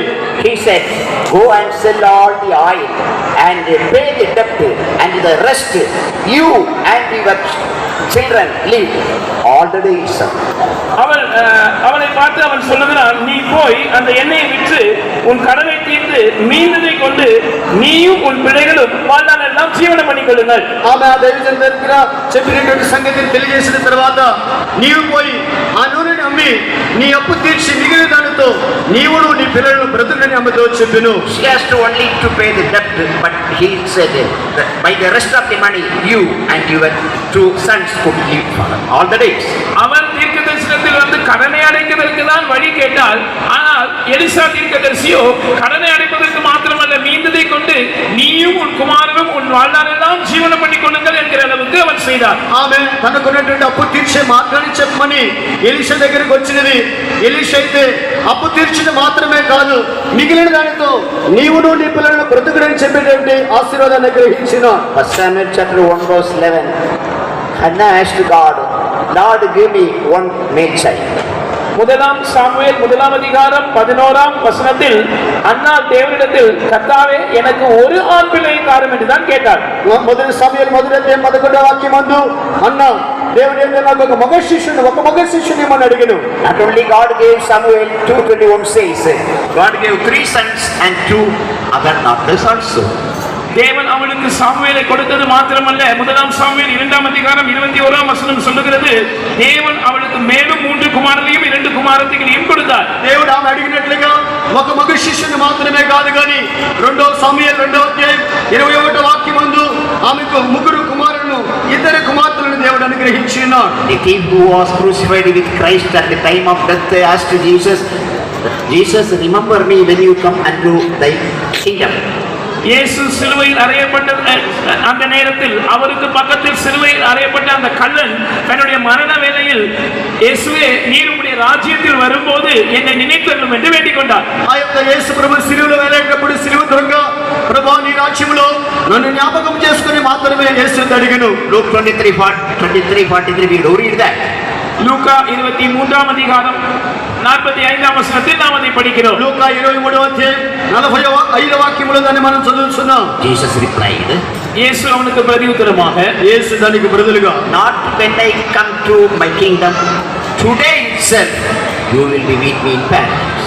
நான் என்னுடைய ராஜ்யத்தில் வரும்போது அல்ல, இன்றைக்கு நீ என்னோடு கூட பரதேசில் இருப்பாய் என்று சொன்னார். 42-43 వాక్యములందు నీవు నా పరదేశంలో ఉండే జ్ఞాపకం చేసుకుంటే మాత్రమే కాకుండా నేడు నీవు నాతో కూడా పరదేశంలో ఉంది అని నిశ్చయంగా నీతో చెప్పుచున్నానని చెప్పాను. Jesus our almighty God who does more than you ask and think in your prayer is walking in our midst. Come unto him with your request, with your supplication, with your prayer. He will do this night more than you ask or think. Child of God, believe this. This is the word for you and your family. உங்களுடைய ஜெபங்களில் நீங்கள் நினைக்கிறதற்கும் வேண்டிக் கொள்ளுகிறதற்கும் மிகவும் அதிகமாக கிரியை செய்ய வல்லவராய் இருக்கிற சர்வ வல்லமையுள்ள இயேசு இன்றைக்கு இரவு நம்முடைய மத்தியில் நடமாடி கொண்டிருக்கிறார். நீங்கள் ஜெபத்தில் எதை கேட்டுக் கொண்டிருக்கிறீர்களோ உங்களுடைய வேண்டுதல்களோடு, உங்களுடைய விண்ணப்பங்களோடு, உங்களுடைய ஜெபங்களோடு நீங்கள் அவரிடத்தில் வாருங்கள். அதை அவர் நீங்கள் நினைக்கிறதற்கும் வேண்டிக் கொள்ளுகிறதற்கும் அதிகமாக செய்வார் என்பதே உங்களுக்கும் உங்கள் குடும்பத்துக்குமான இன்றைக்கு இரவு தேவனுடைய வார்த்தையாக இருக்கிறது. మనలో క్రియ చేసే ఆయన సర్వశక్తిని బట్టి మనం అడుగుదానికంటే ఊహించేదానికంటే అత్యధికంగా చేయి దేవుడై ఉన్నాడు. మీరు మీ యొక్క సమస్యలు అడిగే ఏ సమస్యలు అయినప్పటికీ ఆ సమస్యలతో కూడా మీ అన్ని కార్యములు నెరవేర్చుటకు అనుగ్రహించుటకు ఆయన శక్తివంతుడైనాడు. ఈ మాట మీకు మీ కుటుంబానికి చెందినదైనది. Don't stop your prayer if you do not receive the answer from him. Pray till you receive the answer from him. That day he will give you more than you ask or think. Sure, no doubt, because he is a almighty God. உங்களுடைய ஜெபங்களுக்கு பதில் கிடைக்கவில்லை என்பதற்காக நீங்கள் அவரை நோக்கி ஜெபிக்கிற அந்த ஜெபங்களை நிறுத்திவிட வேண்டாம். அவர் நிச்சயமாகவே நீங்கள் நினைக்கிறதற்கும் வேண்டிக் கொள்கிறதற்கும் மிகவும் அதிகமாக தக்க சமயத்தில் அவர் பதில் கொடுப்பார். அது நிச்சயமான ஒரு காரியமா இருக்கிறது. ஏனென்றால் அவர் சர்வ வல்லமையுள்ள தேவனாய் இருக்கிறார். ప్రియులారా, మీరు ప్రార్థన చేయించుండగా ప్రార్థనకు ప్రత్యుత్తరం వెంటనే దొరకలేదని మీరు ప్రార్థన నిలిపివేయవద్దు. ప్రియులారా, మీరు కొనసాగించి ప్రార్థన చేయించి ఉండండి. ఎందుకంటే దేవుడు అడిగేదానికంటే ఊహించేదానికంటే అత్యధికంగా చేయ సర్వశక్తివంతుడై ఉన్నాడు. Fourthly, he will do all things for me. That is the meaning of Almighty God. நான்காவதாக அவர் எனக்காக யாவையும் செய்து முடிப்பார். அதுதான் சர்வ வல்லமையுள்ள தேவனுடைய அர்த்தமாய் இருக்கிறது. నాలుగో కార్యము ఆయన నా నిమిత్తము సమస్తము చేసి ముగించును అనే ఈ కార్యమే సర్వశక్తి గల దేవుని యొక్క నాలుగవ అర్థమైనది. Already psalmist said this in Psalm 57 verse 2 and Psalm 138 verse 8. 57ஆம் சங்கீதம் 2ஆம் வசனத்திலும் 138ஆம் சங்கீதம் 8ஆம் வசனத்திலும் ஏற்கனவே இதை சங்கீதக்காரன் சொல்லி இருக்கிறான். 57వ కీర్తన 2వ వాక్యంలో ఈ యొక్క కార్యాన్ని కీర్తనకారుడు ఇంత ముందుగానే చెప్పి ఉన్నాడు. And that God who will do all things for you and your family, for your spiritual life, for this worldly life, for your future, for this eternity, he will do all things for you. That is Almighty God. Receive that Almighty God and go from here. உங்களுக்காகவும் உங்கள் குடும்பத்துக்காகவும் உங்களுடைய உலக பிரகாரமான வாழ்க்கைக்காகவும் உங்களுடைய ஆவிக்குரிய வாழ்க்கைக்காகவும் உங்களுடைய வருங்காலத்துக்காகவும் உங்களுடைய நித்தியத்திற்காகவும் உங்களுக்கும் உங்கள் குடும்பத்துக்கும் தேவையான யாவையும் அவர் செய்து முடிப்பார். ஏனென்றால் அவர் சர்வ வல்லமையுள்ள தேவனாய் இருக்கிறார். அந்த சர்வ வல்லமையுள்ள தேவனை ஏற்றுக்கொண்டு இந்த இடத்திலிருந்து நீங்கள் கடந்து செல்லுங்கள். ప్రియులారా, మీ నిమిత్తము, మీ పిల్లల నిమిత్తం, మీ కుటుంబం నిమిత్తం, పరసంబంధమైన అన్ని కార్యముల నిమిత్తమై ఆయన అన్ని అనుగ్రహించడానికి శక్తిమంతుడై ఉన్నాడు కనుక ఈ సర్వశక్తి గల దేవునితో కూడా మీరు ఇక్కడ నుండి బయలుదేరండి. Saint Paul also is telling this. I gave that good thing unto his hand. He will keep that unto the end. பரிசுத்த பவுலும் இதை குறித்து சொல்லுகிறார். நான் அவரிடத்தில் அந்த நற்பொருளை ஒப்புவித்திருக்கிறேன். அவர் அதை கடைசி மட்டும் பாதுகாப்பார். నేను అప్పగించినటువంటి ఆయనకు అప్పగించిన దానిని ఆ మంచి పదార్థాన్ని చివరి వరకు ఆయన కాపాడడు అని పౌలు చెబుతున్నాడు. Again he says, the Lord shall deliver me from every evil work and will preserve me unto his heavenly kingdom. மறுபடியும் அவர் சொல்லுகிறார், கர்த்தர் என்னை எல்லா தீமையினின்றும் ரட்சித்து தம்முடைய பரம ராஜ்யத்தை அடையும்படி என்னை காப்பாற்றுவார். తిరిగి ఆయన చెబుతున్నాడు, ఆయన కలిగే కీడులన్నిటి నుండి నన్ను తప్పించి ఆ పరమ రాజ్యానికి ఆయన నన్ను చేర్చునని ఆయన చెబుతున్నాడు. The Almighty God who said at his cross that it is finished. I have finished everything for you, for your victory, for your success, for your gladness in this world, for your going forward motion, for your eternity.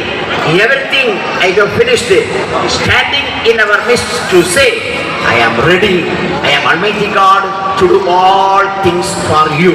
Kalvari சிலுவையிலே எல்லாம் முடிந்தது என்ற வார்த்தையை உதித்ததான நம்முடைய சர்வ வல்லமையுள்ள தேவன் இன்றைக்கு நம்மை பார்த்து நீங்கள் உங்களுடைய வாழ்க்கையில் முன்னேறி செல்லும்படியாக, உங்களுடைய ஜெயத்திற்காக, உங்களுடைய வெற்றிக்காக, உங்களுடைய வாழ்க்கைக்காக தேவையான எல்லாவற்றையும், உங்களுடைய குடும்பத்திற்கான தேவையான எல்லாவற்றையும் நான் செய்து முடித்திருக்கிறேன் என்று சொல்லி நம்முடைய மத்தியில் அவர் நின்று கொண்டிருக்கிறார். కల్వారి శిలువలో సమస్తము ముగింపబడిందని కలవాల్సినటువంటి యేసుక్రీస్తు మీ ఆత్మీయ జీవితంలో ముందుకు సాగుటకై మీకు కావలసిన సమస్తము చేయబడి గ్రహించి నిమిత్తమై ఆయన సమస్తము సమస్తము చేసి ముగించే దేవుడిగా మీ ఎదుట నిలబడి ఉన్నాడు.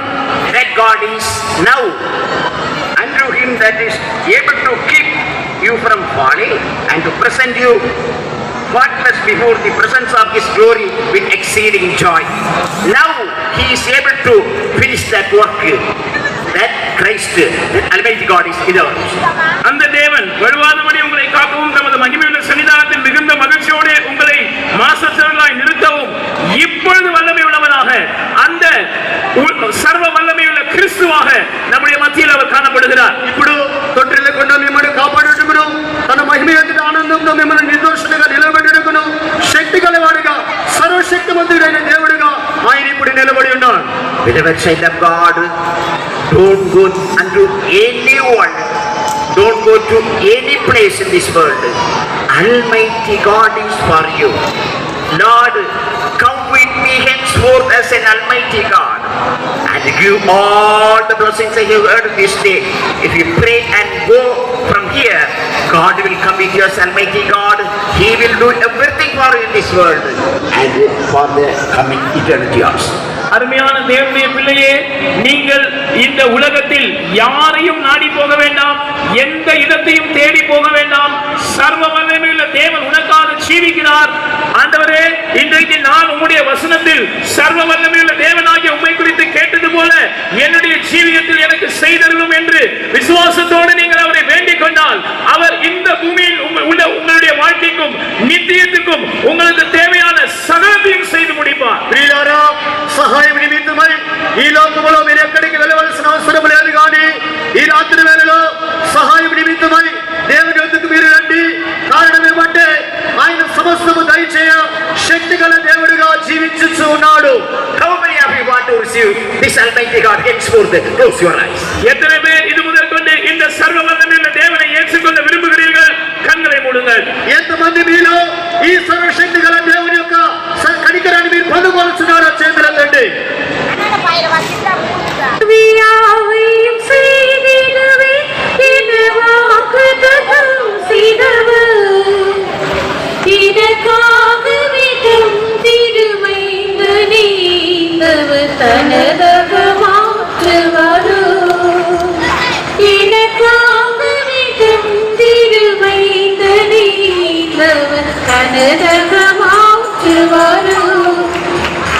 அல்லேலூயா பாடிடுவே, அது மகிழ்ந்தும்மை துதித்திடுவே. Shall we all stand? நம்ம எல்லாரும் எழுந்திருப்போம். మనమందరం లేచి నిలబడదాం. Sing and rejoice in God. கர்த்தருக்குள் பாடி மகிழுவோமாக. మనము ప్రభులో పాడి సంతోషపడదాము. நாசியும் நீரே, ஜீவனும் நீரே, மன்னாய்